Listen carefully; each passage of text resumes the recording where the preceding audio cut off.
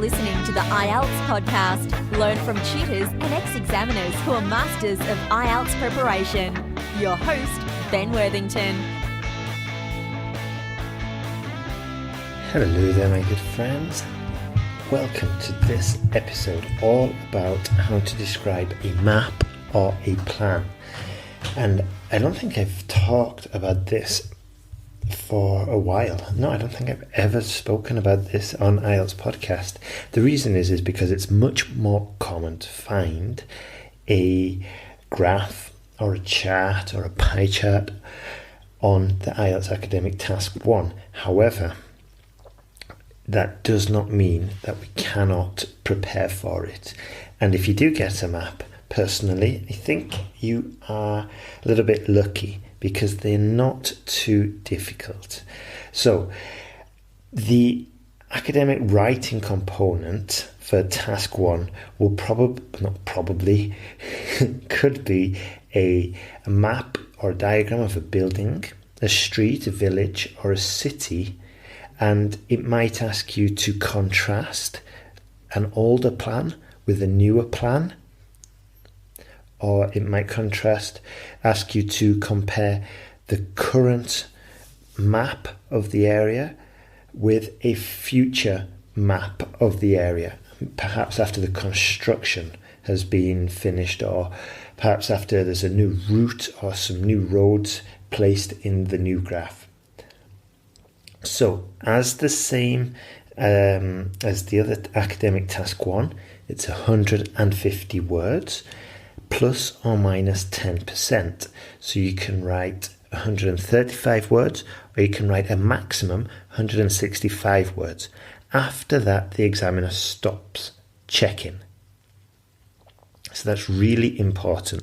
If you're getting your essays corrected, which I recommend you do, there's no point in sending an essay for task 1 of 200 words because the person who's correcting it will probably stop, or they should stop, around 165. So there's just no point in doing that. Best editing it and reducing it down. So, as always, your writing would be scored on 4 criteria: task achievement, coherence, lexical resource, grammatical accuracy. Those are the standard. And we're going to go into each one of those and just review it in respect to IELTS Academic Task 1. Now, before we start, I could just talk about these 4 criteria. That would be helpful. However, I want to go a little bit more than standard theoretical academic help. I want you to be fully prepared, and the best way to get your preparation, the best way to start this academic task 1 is to actually make a plan. Okay, you cannot just start writing. I mean, if you can, that's fantastic, but personally I know that I couldn't, and I know that I would produce a much better quality piece of writing if I actually just sat down first and made a good solid plan. So now when we're making a plan, it's not a case of just what are we going to do for the 4 paragraphs. The best way to do it is to organize your thoughts. So for the first sentence, we're not going to say sort of like the story. We're going to take a similar approach to what I've taught before regarding academic task 1, and that is we're just going to give an overview. We're not going to talk about the changes. We're just going to say something like the 2 maps demonstrate, the 2 maps show construction or proposed construction work for Cheltenham Village in the year 2010 and the future changes in 2020. Okay, that's it. We're not going to say there's a proposed change of the proposed change of the roadway will directly block all new traffic from neighbouring villages. No, we don't write anything about the detail. It's just sort of like an overview, what we can see at first glance. Okay, then this is what I wanted to say. Sorry, I got distracted there. When you're making your plan, okay, think of it as so we can start anywhere when we're doing this, okay? But like IELTS Academic Task 1, if we've got a bar chart, then it's probably best starting from the left and going to the right, okay? It's like a natural way. We don't start in the middle. And we should take the same approach when we're describing the map. So we'll go from left to right, okay? This will help you organize your thoughts a lot easier because now you've got kind of a system in place. Also, another logical place to start would be if you've got maybe 2 room plans, yeah? The logical place here to start would be with the doorway, okay, as if you're walking in, and then the description would be much more natural. So you say, upon entering, on the left-hand side, we can see a large area, a large lounge area, which is incidentally, which is the largest in the building. Opposite the lounge is the dining room. This is the second largest area and also occupies the most amount of windows, or also has the most amount of windows. Can you see? And this way it's much easier to follow as well because it's like a natural way. So there's 2 different ways, and this is what you've got to be aware of when you're organizing, when you're planning your work. Now, here's a very useful tip. While you are planning it, okay, if you can see that there's 2 parts of the graph that have not changed, for example, you've got a village, you've got 2 maps of 2 towns, and one of the maps is from 1960 and the other map is from 2010. And you can see that both maps, even though there has been a lot of changes, that the park has remained the same. Now it's not gold, but it will help you because what you can do now is you can say something like, over the 50-year period, both maps have maintained a distinct park area despite the extensive construction in the surrounding areas. Can you see? And what we've done is grouped the information, and we've mentioned 2 parts of the 2 different graphs, but in one sentence. Okay, and this is what the examiners want. They want you to show your ability in grouping information and giving an overall idea. And if you're grouping it, then this clearly demonstrates like an overall idea of what's happening between the 2 graphs. Okay, and we can also use slightly fancy construction saying despite the extensive construction in the surrounding areas. Okay, so we're using a contrast there as well.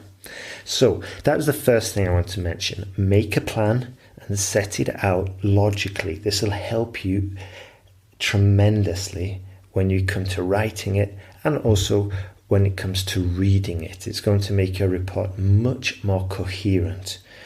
So now, for the task achievement, you need to be sure that you write at least 150. I said before 135, but there's just no point in writing 135, okay? It's plus or minus 10%, but usually it's best to hit, it's usually always best to hit 150. Okay, of course it doesn't have to be exact, but around there. So I would describe all the information illustrated on the map, and we don't do this in list form. Like I said before, there's probably a lot of information there, so any opportunity to group and identify similarities and to group similarities together, take that opportunity. Okay, so when you're doing your map, you probably want to spend about 3 minutes just trying to understand it, identify the main changes between them, circle the key points, and just go to work and maybe put like a circle and put paragraph 1 and paragraph 2 similarity, paragraph 2 big difference, mention, so yeah, we're going to make a plan, and we're going to summarize. Like I said before, the structure is going to be just a rough introduction, a brief introduction. We're not going to say it, we're not going to mention the changes at all. Then the two next body paragraphs, we're going to be talking about the graphs and maybe grouping and identifying the changes. And then at the end, what we do is we give an overview, okay? And we can say something like, overall, the town, for example, we've got a town, like I said before. Overall, the town has changed significantly over the 60-year period, over the time given. However, the park has maintained the same.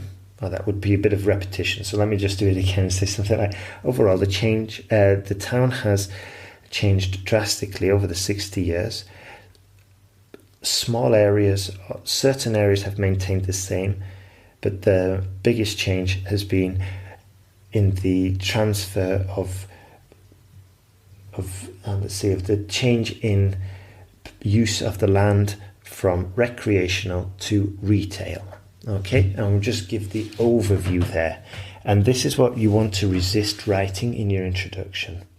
Okay, so that would be the key issue there. Okay, now coherence. So should be doing it roughly. Okay, you've got your introduction, which I just mentioned. Then we've got the main paragraph, maybe one paragraph, two paragraphs there, depending on the graph. Okay, some tutors say it's just one block, one text. It depends, it depends. So you'll have to make up your own mind there.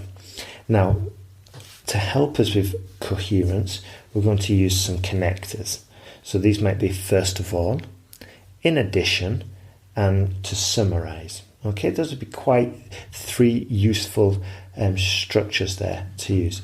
And we could have like consequently the area around the park is surrounded by trees.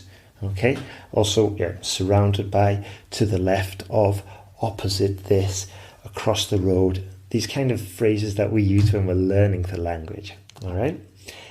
So what is important is to maintain the coherence and the logical flow of ideas. So if you've done a solid plan to begin with, this will be much easier.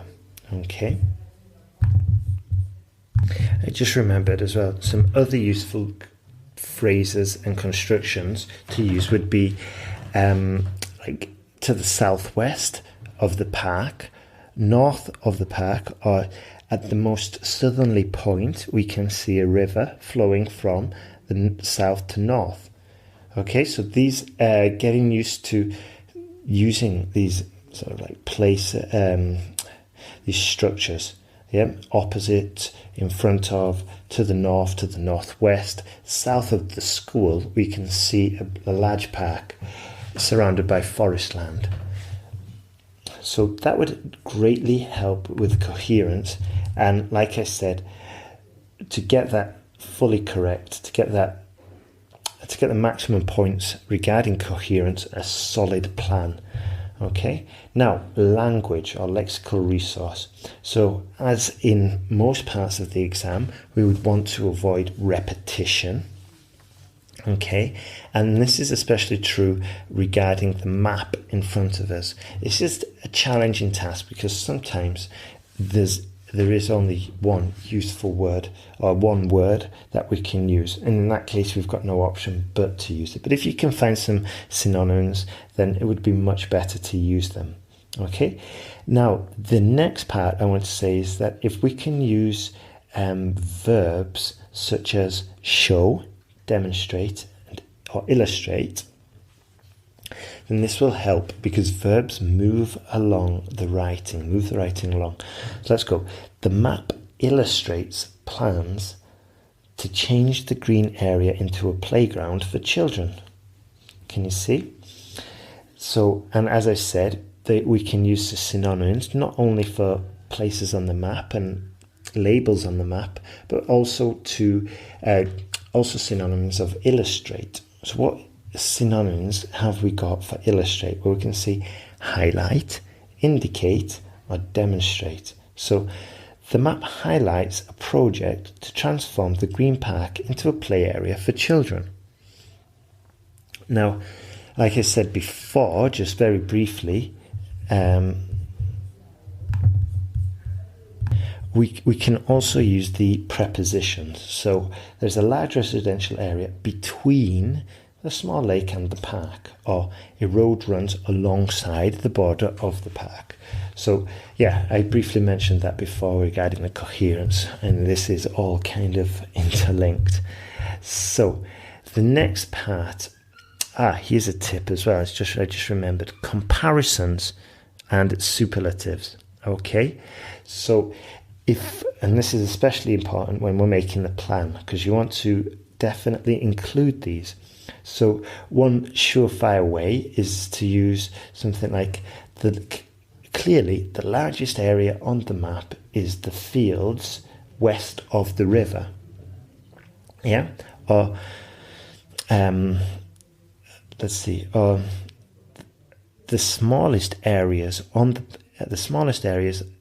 in the house plan are the ones in the top right hand corner, and these are the storage, the pantry and the lavatory, whereas the largest areas are the living room and dining room. Yeah, and not only have we used the superlatives in that final sentence, but we also use the comparisons. Okay, these are easy points, and it's an easy thing to include. A lot of students have said to me in the past, I don't know what to include when they're writing. Well, not as many, but a few comparisons, whereas, while, these superlatives, and the grouping of information. Okay, if you're just following those three, you've got three very useful points now to include and to look for when you're describing your map. Right, so now if we're including those forms that I just mentioned, and we're going to use the passive form. So I'm not going to go into a whole lecture about the passive form, but we do want to use at least one or two sentences. And this is probably going to be, inevitable regarding a map or task one. So we'll go, the park is located west of the village. Okay, the playground will be built in the southwest part of the park. Flower garden will be created east of the playground. Can you see? So with the passive, we don't know who is planning these changes. So this is why, in this case, we don't know who is the actor. We don't know who's actually the subject here. The park is located. Okay. So this is why it's useful, because in the task one, we probably don't have this information anyway. So use the passive form, and there's lots of exercises available online. Hey, oops, what's this? Sorry, that was just, let's carry on. So the next thing, tenses. Oh yeah, that's what I was saying, wasn't it? So with the passive form, if you're not familiar with it, go online and just put PDF English grammar in use, and you'll be able to find the teacher's Bible, it's sometimes called. And yeah, I mean, I remember I was talking to one student and he was so impressed with this book. He did download it as a PDF, and I think he bought it in the end because it was so valuable for him. So you might want to just jump online and purchase that. Be a good tool, especially if you're concerned about the long-term quality of your English. So the next thing, tenses. Okay, so we're going to use a range of tenses, especially if we've got the maps in two different time, referring to two different times. So we'll be able to compare the present with the future. So in this case, what we'll need is, I'll give you an example. So we've got a map and it's 2016. So we would say, currently, there is a traffic-free zone in the centre of the park. Full stop. This zone will be expanded to the west area of the park. Okay, so here's a very useful tip. If we're going for clarity, it's much more likely that we're going to score well. Okay, rather than going for fancy structures, go for clarity and stick to the tenses that you know. If you're experimenting, if you want to experiment, and I do recommend you do that, but do that with a teacher. Do that when you're preparing. When the actual exams, stick to the ones you know. Okay? Also, another tip, when we're making recent comparisons, it's useful to employ the present perfect simple. So, for example, a new hospital has been constructed in the east of the village. There have been 2 new roads built around the border of that town. Okay? So that's when we're making recent comparisons. Perhaps if there's a change between a map in 2015 and a 2016 map. And those are the 2 comparisons. Okay, so we're almost finished. Clauses. Okay? To achieve a higher score in the task 1, it's advisable we use some clauses. So I'll give you just 2 examples. To the south of the river, comma, a new hotel has been constructed. Now use these sparingly and make sure you know what you're doing, because I think it's just the other day I was correcting an essay and the student had gone really overboard with these clauses, and it was really difficult to read because not only did the student use a lot of these clauses, but there was also a few grammar errors and a few spelling mistakes, so it was really tricky to understand.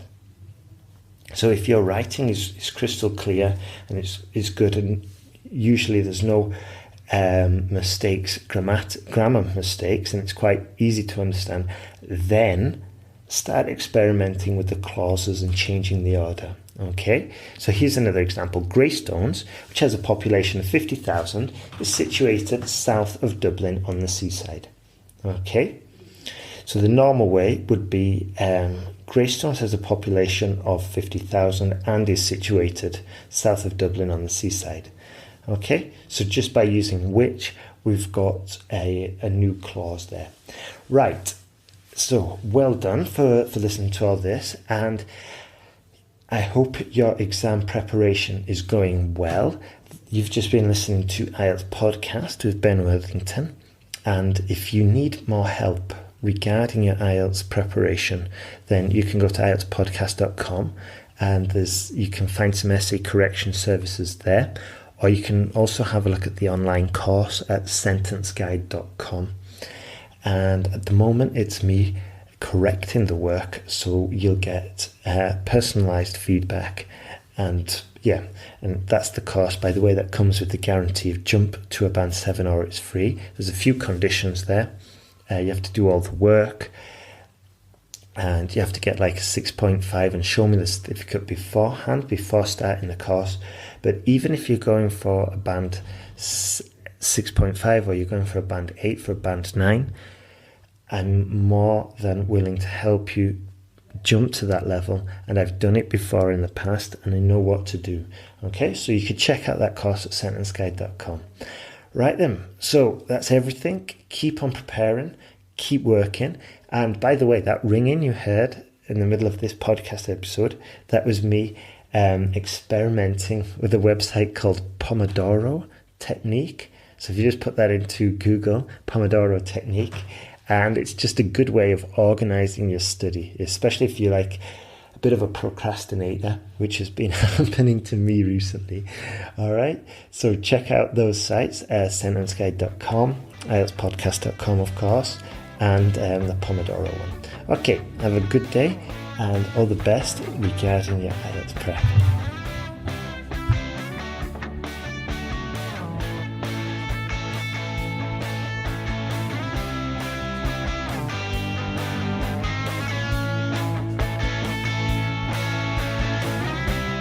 Thanks for listening